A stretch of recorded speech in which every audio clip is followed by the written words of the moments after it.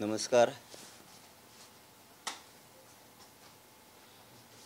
17 तारखेला महाराष्ट्रातल्या सगळ्या मराठा समाजाची बैठक आंतरवलीला आरक्षणाच्या संदर्भात बोलवली. 17 तारखेला महाराष्ट्रातले सगळे मराठा सेवक, स्वयंसेवक, आयोजक कार्यक्रमाचे साखळी उपोषण करते, आमरण उपोषण करते,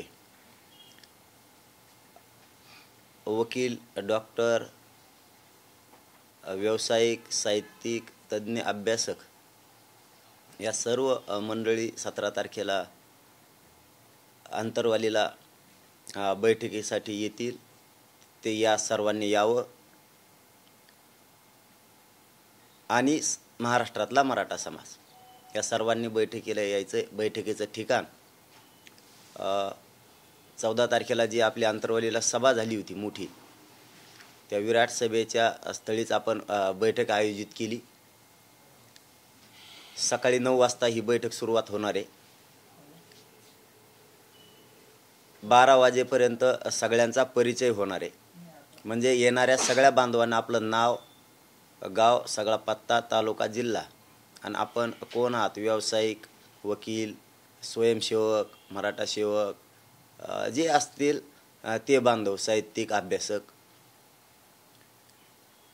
हा परिचय 12 वाजेपर्यंत होणार आहे. आणि 12 ते 3 निर्णायक 24 डिसेंबरपर्यंत जर आरक्षण नाही दिलं तर 12 ते 3 पुढील आंदोलनाची दिशा काय ही निर्णायक बैठक 12 ते 3 होणार आहे. ही बैठक प्रत्यक्ष बैठकीला या महाराष्ट्रातल्या मराठा समाजाच्या बांधवांनी उपस्थित राहायचं आहे, प्रत्यक्ष उपस्थित राहायचं आहे.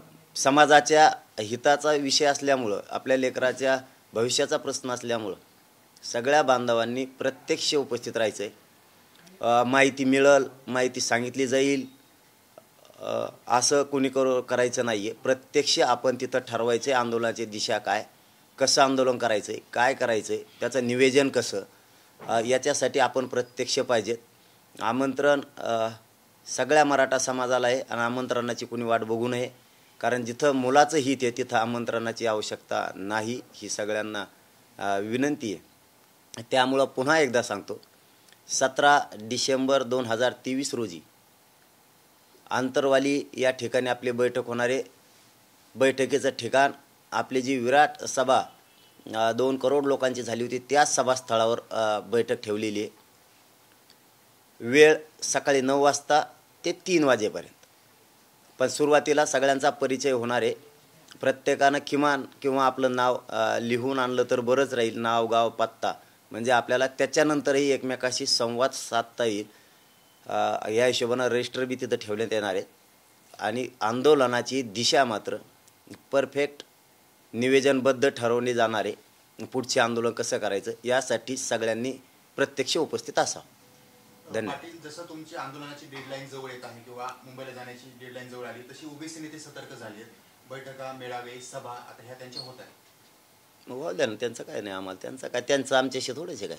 आमचं भांडण सरकारशी, त्यांना बैठका, मेळावे काय घ्यायचं ते घेऊ द्या, काय अडचण नाही.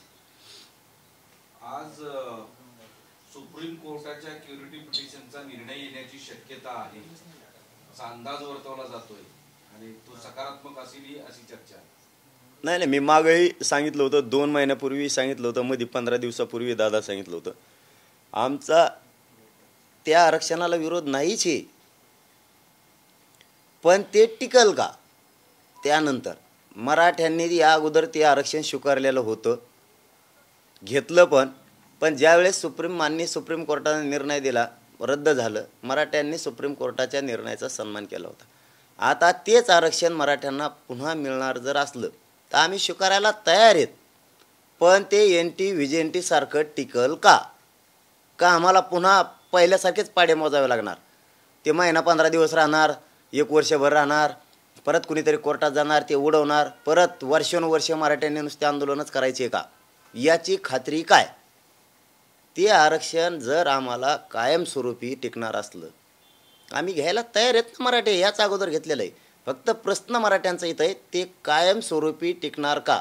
NT VJNT सारखं त्याला 50%च्या आत घेऊन वेगळा प्रवर्ग करणार का? ते टिकणार कसं? हे सरकारनं स्पष्ट करावं. आम्ही कुठंच नाकारले. तो पण मराठ्यांच्या या आंदोलनाचा विजयच आहे. जरी ते आरक्षण मिळालं, क्युरिटी पिटिशनसुद्धा याच आंदोलनामुळं गेलेली दादा. क्युरिटी पिटिशन काय दुसऱ्या याच्यामुळं नाही गेले, ह्याच आंदोलनामुळं क्युरिटी पिटिशनसुद्धा सरकारनं दाखल केलेली. आणि मराठ्यांना ओबीसीत आरक्षण जे मिळतंय तेही याच आंदोलनामुळं मराठ्यांना मिळतंय. त्यामुळं मराठ्यांनी दोन्ही नाकारलेलं नाही आहे या 6 कोटी मराठा समाजानं. पण ते जर टिकणार नसलं तर त्यापेक्षा मराठ्यांचं आरक्षण हे 50%च्या आत ओबीसी आरक्षणात सापडलंय. मग आम्हाला इथंच द्या ना, तिकडं का देताय?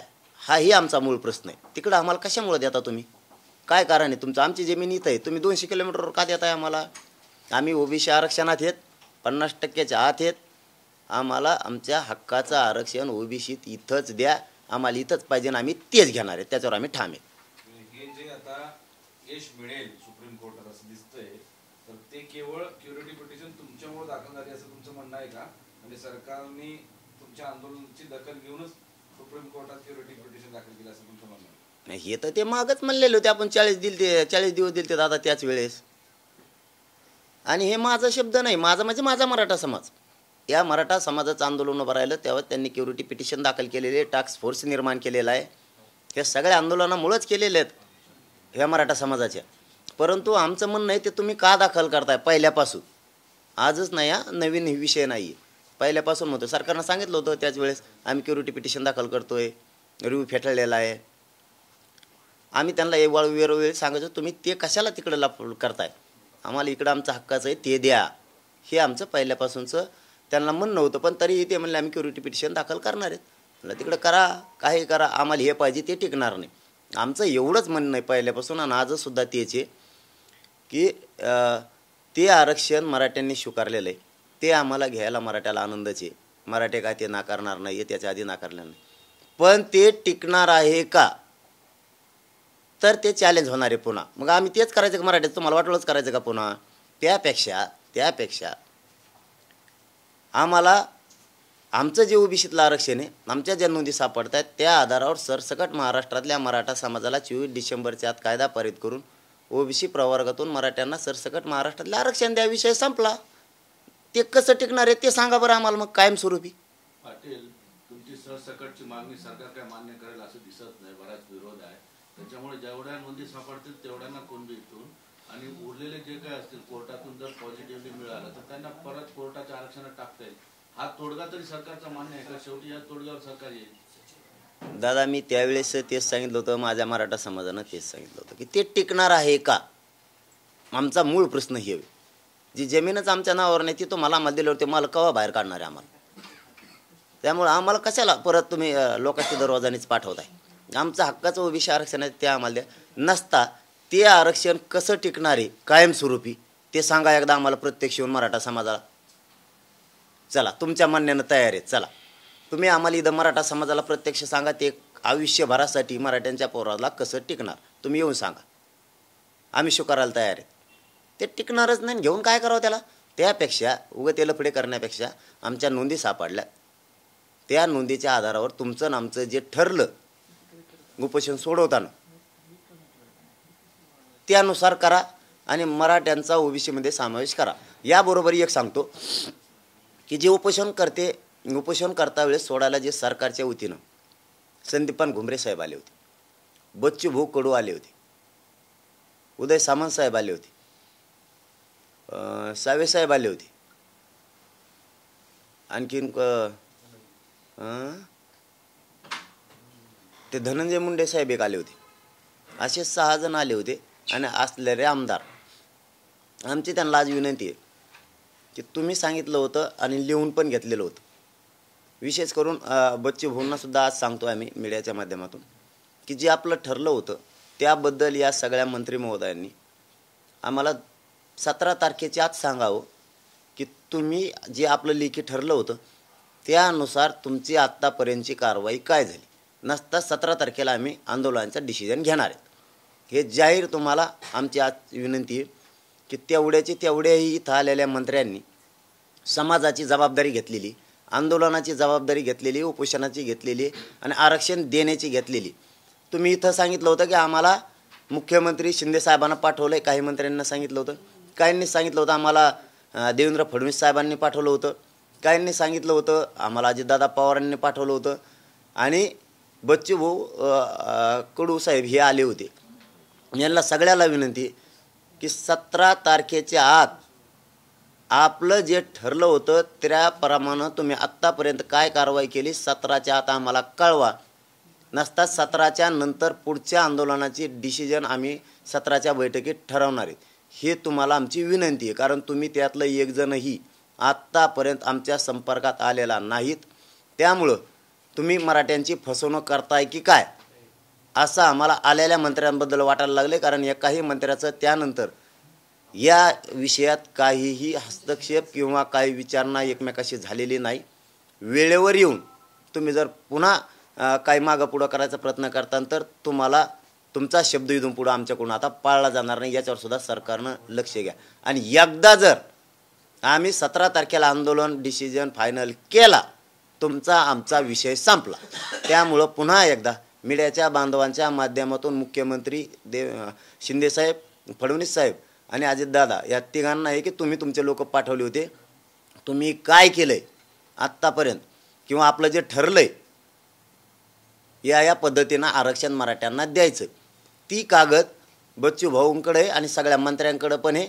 तो कागद आम्हाला लेखी द्यायचं ठरलं होतं, तुम्ही आम्हाला आणखीन दिलेला नाही, पण आम्ही त्याचे फोटो आणि व्हिडिओ त्याच वेळेस काढून घेतलेले. त्यानुसार 17 तारखेच्या आत आम्हाला सांगा तुम्ही करणार आहात की नाही, नसता 17ला आम्हाला आंदोलनाची दिशा ठरवायला. हो, जर 17 तारखेपर्यंत तुम्ही जर आम्हाला सरकारनं नाही सांगितलं की आपलं जे ठरलं होतं लेखी त्याप्रमाणे करणार आहात नाही तर ते व्हिडिओ ते फोटो आम्ही मीडियाच्या बांधवांना 17 तारखेला देणार आहेत. मात्र बैठक आमची अगोदर होणार आहे, त्यानंतर पत्रकार परिषद होणार आहे. कारण बैठक लाईव्ह होणार नाही आहे, त्यामुळे आम्ही नंतर हे करणार आहेत. कारण आम्हाला आमचा विचार विनिमय मोठा करायचा, राज्यातले प्रमुख लोक येणार आहेत. त्यामुळं आम्ही सगळं डिटेल तुम्हाला ते सांगणार आहेत आणि ती चिठ्ठीसुद्धा जाहीर करणार आहेत. तुमच्या सरकारवरचा विश्वास उडत चाललाय. नव्हता उडाला, 24पर्यंत नाही उडीत आम्ही आणखीन, तसा ठोतो टकोरीवर बसून आमच्या. पण तवर 24 पट ठोतोत, कारण कुठंतरी मराठ्यांच्या लेकराचं चांगलं करतील सरकार अशी आम्हाला आशा आहे.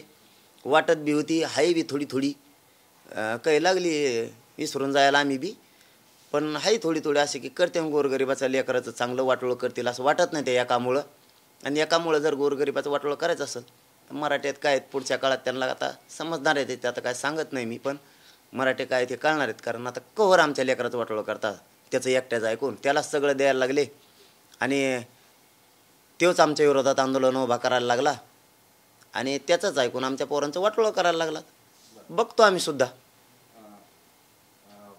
पाटील, मराठा समाजाचा समावेश ओबीसी प्रवर्गात करावा अशी मागणी करणारी याचिका राष्ट्रीय मागासवर्ग आयोगाकडे दाखल करण्यात आली आहे आणि या याचिकेच्या अनुषंगानं केस क्रमांक पण मिळालेला आहे आणि लवकर सुनावणी होणं अपेक्षित आहे. मराठ्यांना ओबीसीत मिळावं म्हणून.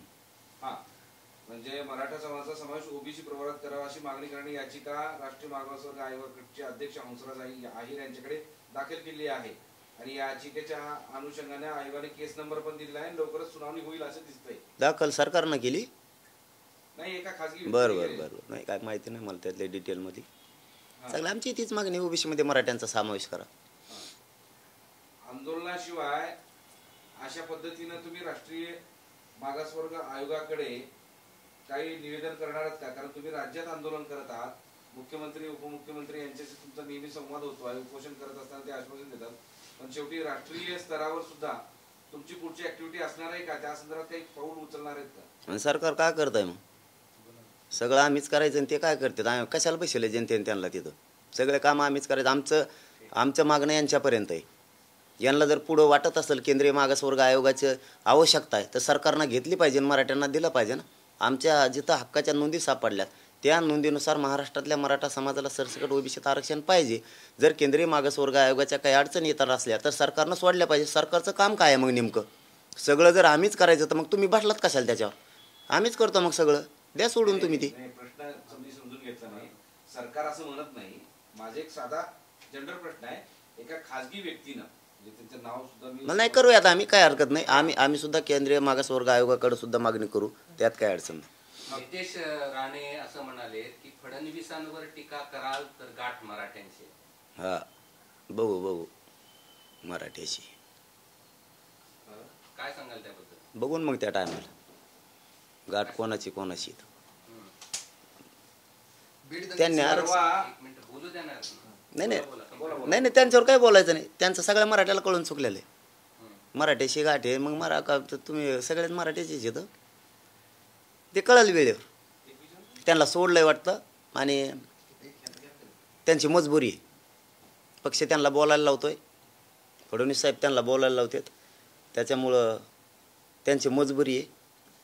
पण मराठ्याला कळालं आहे की मराठ्यांचं वाटोळं करायला उठलेत वाटतं, त्यामुळे त्यांच्यावर काय बोलायचं नाही. त्यांना काय लई हे देण्याची गरज नाही. त्यांना 2-3 वेळेस सांगितलं तुमचं योगदान समाजासाठी चांगलं आहे, थांबा. पण ते काय आता पक्षच मोठा म्हणायला लागलेत मराठ्यांच्या जातीपेक्षा. द्या सोडून त्यांचा विषय, जाऊ द्या. एखाद्याला सोडून द्यायचं. राज्याचे मंत्री आणि ओबीसीचे नेते छगन भुजबळ यांनी जी गोष्ट विधानसभेमध्ये मांडली होती त्यानंतर तातडीनं त्यांच्या नाशिकच्या घरी सुद्धा मोठा बंदोबस्त तैनात करण्यात आलेला आहे. आणि तुम्ही काल एक आक्षेप घेतला होता की मला 4-4 किलोमीटर 40-40 किलोमीटर पोलीस नसायचे किंवा 3-3 तास पोलीस दिसायचे नाही तुमच्या दौऱ्याच्या वेळेस. काय सुरू आहे राज्यात? नाही दादासाहेब, आम्ही ते याच्यासाठी बोललो की हे खोटं बोलतंय. आम्हाला तर किती अडचणी आल्यात, आम्ही सांगितल्या सुद्धा नाही सरकारला. त्या तर पोलिसाला ठिकठिकाणी माहीत सुद्धा आहेत काय जागेवर सभेच्या. आम्ही सांगितल्या सुद्धा नाही ना, आम्हाला सांगत नाही, कारण आम्ही मरायला भेट नाहीत त्याच्यावनी. त्याला संरक्षण पाहिजे, उगाच त्याला मोठं खोटं बोलून त्याच्या केसेस त्याला मागे घ्यायचा, त्याला अडचणीतून बाजूला निघायचं.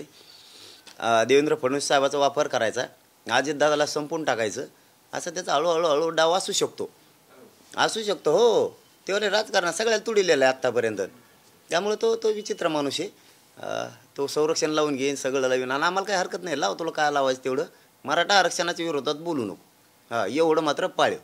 तो तुला तिकडं संरक्षण घेऊन खुशाल पड का रबी, इकडं आमच्यामध्ये येऊ नको, बोलू नको. खुशाला आता निवांत झोप, तुला काय टेन्शन नाही. कोण येईन रे तो याकडं? काही सांगत आहे बिट्याने, मला हानते मारते, तुला मारतंय काय आलं कोण?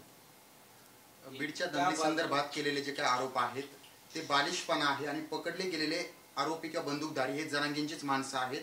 अनेक वाळू माफिया आहेत आणि गुंड आहेत, असं छगन भुजबळ म्हणतात. ते काय म्हणतं बराळवाडी ती जाऊन तिकडे त्याला हे बुंगार येऊन बोलतो कोणकडे ती, त्याला काही काम नाही राहिलं. आता संरक्षण घेतलं म्हणल्यावर ते जास्त बोलून आता ते जर त्याने छाताड फुगून जर शिकेल.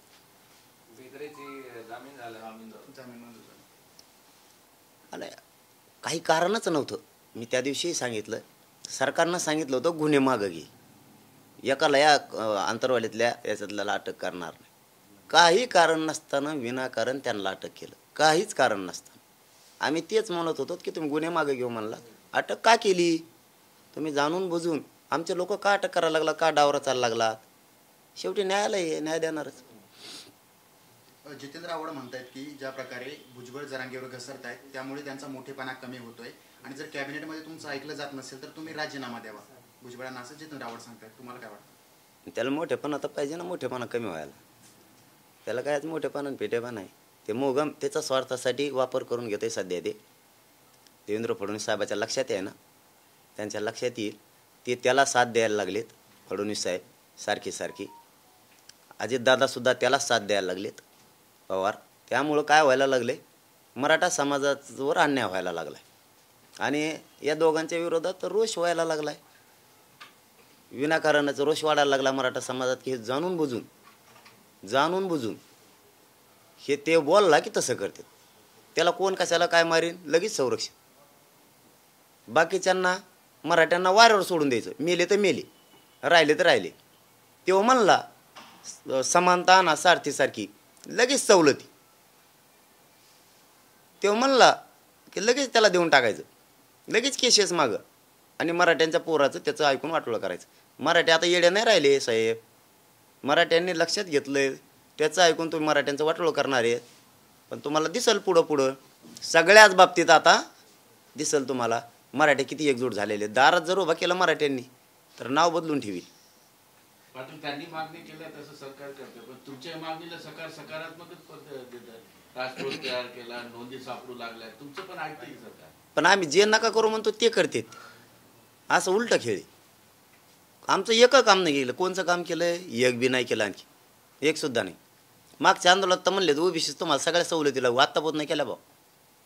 सगळे आम्हाला असं तर गोड बोलले, म्हणले तुम्हाला सवलती लागू.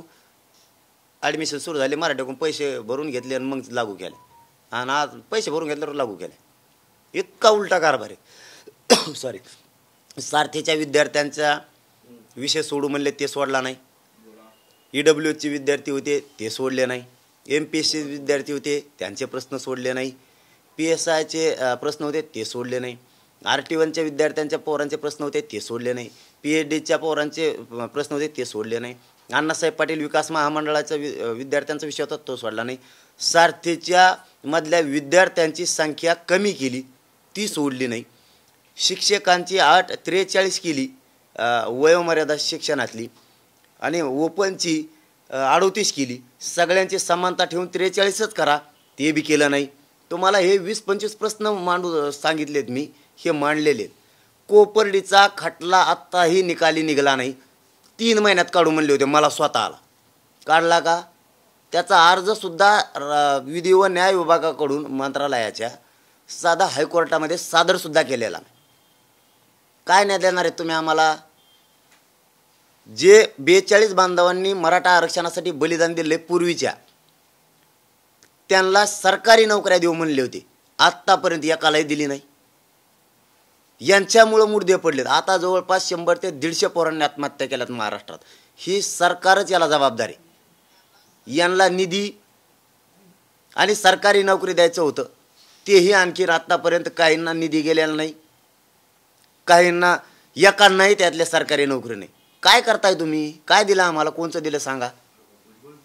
काहीही दिलं नाही आम्हाला, काहीच दिलं नाही. काय काय बोलायचं यांना? काय विश्वास ठेवायचा यांच्यावरती? आता आम्हाला सांगितलं होतं तुमचे उपोषण मागं घ्या, 2 दिवसाच्या आत आंतरवालीचे गुन्हे माग घेतो, 1 महिन्याच्या आत पुरे राज्यातले घेतो. घेतले नाही. दुसरा मुद्दा, एकालाही अटक करणार नाही. आमचे आंतरवालीतले आरोपी अटक केले, काहींना नोटिसा दिल्यात. हे काय डाव चालला तुमचा?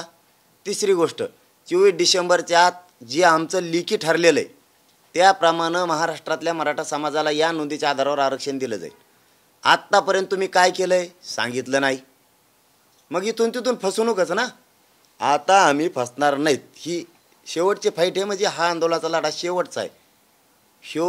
मराठ्यांना आरक्षण देऊनच थांबणार आहे, याच्यावर आम्ही ठाम आहे. म्हणजे आतापर्यंत तुम्ही अनेक सरकारने केलेले शब्द पाळला नाही असं म्हणतात, म्हणजे सरकार सांगतं एक आणि करतंय भलतंच असं वाटतंय का तुम्हाला? हो, आत्तापर्यंत वाटत नव्हतं, पण जशी जशी 24 दिवस तारीख जवळ येईल तसं वाटायला लागले.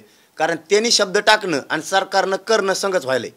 आणि मराठीत जे शब्द टाकतात ते सरकार घेत नाही, म्हणजे सरकार त्याला भ्यायला बी लागले, त्याला त्याचे कामं करायला लागले आणि मराठ्यावर अन्याय करायला लागले. सरकार मराठ्यांच्या विरोधात काम करायला लागले. हे मराठ्यांच्या आता लक्षात आलं. आम्ही 17ला आमचा डिसिजन घेणार आहेत. बघू, त्याच्याच गळ्यात हात टाकून हिंडा खुशाल तुम्ही. आता मराठे मात्र एकतर्फे झालेत सगळे. राजकारणी मराठी तेवढे राहिलेत एकतर्फे व्हायचे, ते बी सामान्य मराठी एकतर्फे करून दाखवतील. राजकारणी मराठेसुद्धा सगळेचे सगळे एका बाजूला आले पाहिजे. ते कसे येणार नाहीत हे मराठे त्यांना विनंती करून कवायना एकत्र आणणार आहेत. बघतो तर आम्हाला सुद्धा आता आमच्या लेकरांसाठी आता आम्ही सुद्धा खेळायचं ठरवणार आहे.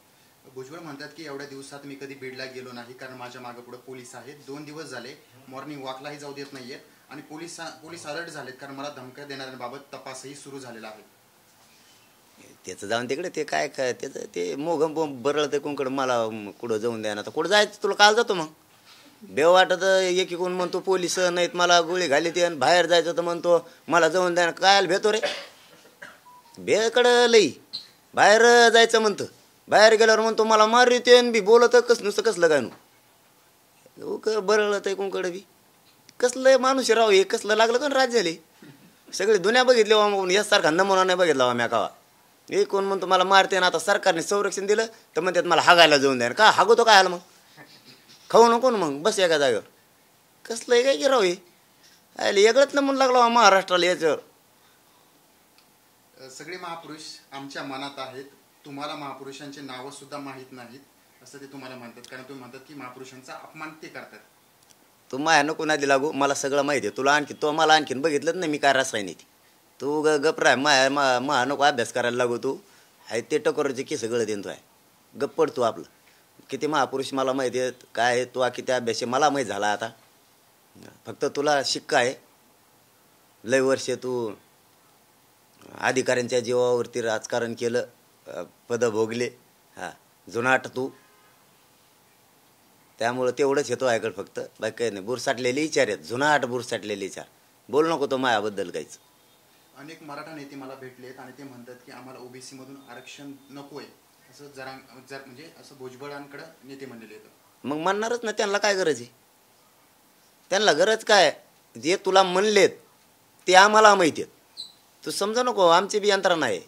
तुला जे म्हणले तेच आम्हाला सांगत येत, आम्ही त्याला आज असं म्हणलो. बघ शॉकिंग आहे, आपण बोलतो ते तुला. हां त्यांना गरज बी नाही ना. आम्हाला गोरगरीब महाराष्ट्रातल्या 6 कोटी मराठ्यांना गरज आहे. मराठ्यांच्या नेत्याला कशाला पाहिजे, त्यांच्या 22 पिढ्या नुसत्या नोटा खात्यान, भाकर खायसुद्धा गरज नाही, इतका पैसा आहे त्यांचा. नुसत्या नोटाच खाऊन जगते ते. त्यामुळे ते आमच्या गोरगरीब मराठ्याच्या मागं कशाला उभा राहते ते मराठ्याचे नेते. ते त्याच्याच मागं उभा राहणार ना, त्यांना मराठ्याची गरजच नाही ना. आणि मराठ्यात ध्यानात आलं हे कोण कोण आहेत. आता मराठ्यात दारात या म्हणा तुम्ही, मग कळन तुम्हाला. पुन्हा एकदा म्हटले की गावबंदी जी तुम्ही केलेली होती त्यामध्ये हा गुन्हा आहे आणि 1 महिन्याची शिक्षा देखील त्यामध्ये आहे. आणि तू कुरडी कोयत्याची भाषा करतो त्याच्यात नाही का लागत तुला. तो ना का कार्यक्रम लागायचा उभा. आणि ते बोर्ड लावलेत गोरगरीब मराठ्यांच्या पोरांनी, अधिकारानं लावलेत. ज्या नेत्याला त्याने मोठं केलं त्या नेत्याच्यासाठी अधिकारानं लावलेत, सन्मानानं. आम्हाला आरक्षण देण्यात येऊ नका आमच्या गावात, हे अधिकारानं लावलेले त्या पोरांना. आणि त्या नेत्यांनी सुद्धा त्यांचा आदर केला पाहिजे की यांनीच आपल्याला आज पोत मोठं केलेलं आहे पोरांनी. यांचं म्हणणं आरक्षण घेऊन या, नाही येऊ नका आमच्या गावात. तर जाऊ नये नेत्यांनी.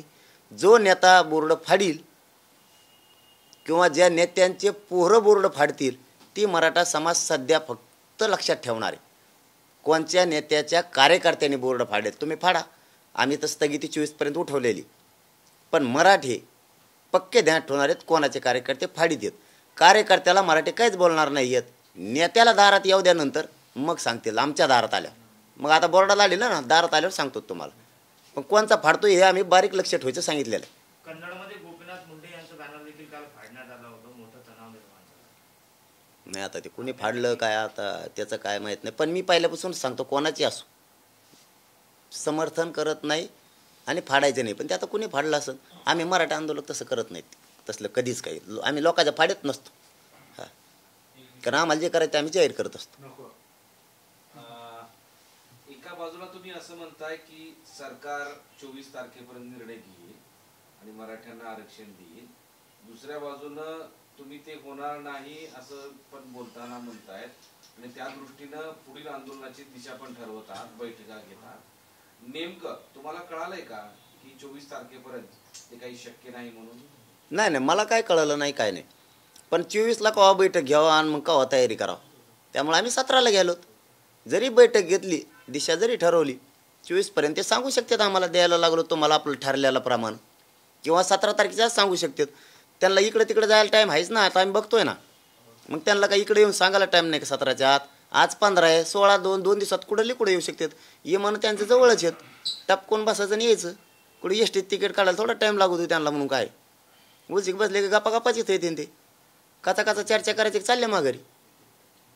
अशी एक आता सध्या चर्चा आहे की 2 वेळा तुम्ही उपोषण केलं या दरम्यानच्या काळामध्ये. तर आता उपोषण नाही तर दुसऱ्याला उपाशी ठेवू असं एक आता मराठा समाज करणार आहे अशी चर्चा आहे. खरं काय खोटं काय ते जरा सांगा ना. नाही ते सांगू ना तुम्हाला 17ला सांगू सगळं आता. म्हणूनच सांगितलं सरकारला आणि पुन्हा एकदा सांगतो तुम्ही या 2 दिवसात जेवढे मंत्री आले होते मुख्यमंत्री साहेबांच्या वतीनं, अजितदादा पवारांच्या वतीनं आणि फडणवीस साहेबांच्या वतीनं, त्या मंत्र्यांनी जे आपलं लेखी ठरलेलं आहे त्याप्रमाणे तुमची कुठपर्यंत तयारी आली, आम्ही कुठं म्हणतो तुम्ही देणार नाहीत त्याप्रमाणे, तुमची तसं देण्याबाबतची तयारी कुठपर्यंत आली 17च्या आत आम्हाला तुम्ही येऊन सांगा, आम्ही चर्चेला तयार आहे. जर तुम्ही नाही सांगितलं 17ला जर आता एकदा आम्ही डिसिजन घेतला, तुम्ही किती आले तरी आम्ही ऐकणार नाहीत. मनोज जरांगे सरकारवर दबाव टाकत आहेत, 24 नंतर भुजबळकडे बघतो असं म्हणणं ही कुठली भाषा आहे? भुजबळ असं म्हणतात. 24 नंतर नाही म्हणलं, आरक्षण मिळाल्यावर ध्यानात ठेवू जाय, यासाठी म्हणतो तर ध्यानात राहत नाही तर गप्प पडतं. आरक्षण मिळाल्यावर, आरक्षण मिळत नाही तोवर महाराष्ट्रातला मराठा समाज शांत राहणार.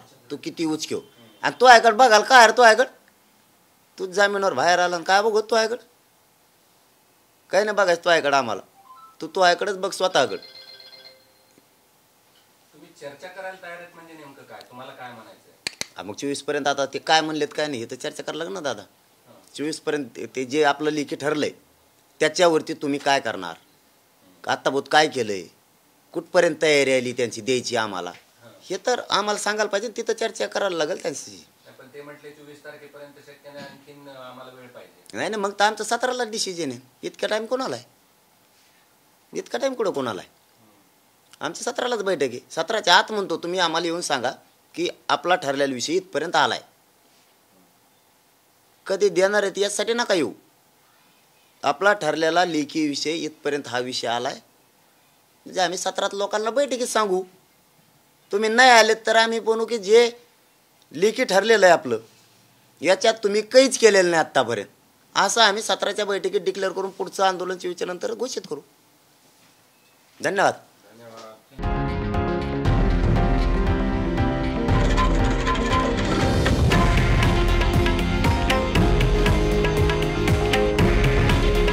हे आहे देशातील नंबर 1 न्यूज नेटवर्क आणि आपण पाहत आहात TV9 मराठी. काळजी तुमची, हित महाराष्ट्राचं.